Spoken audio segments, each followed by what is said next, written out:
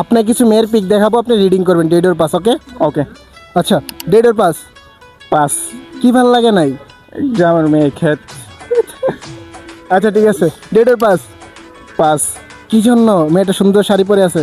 না, এটাও ভালো লাগতেছে না আমার। পাস না? হ্যাঁ, পাস। আচ্ছা ঠিক আছে, ডেট ওর পাস। এটা পাস। কি জন্য ভাই? শার্ট পরে আছে।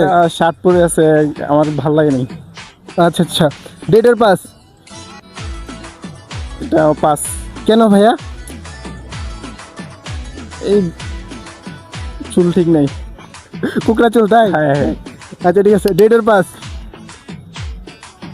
এটা যাই, তবে আমার ভালো লাগেনি। কেন? গ্রামের মেয়ের মতো লাগতেছে, দেন ক্ষেত লাগতেছে, এরকম। साला ये दुख का खत्म नहीं होता बे।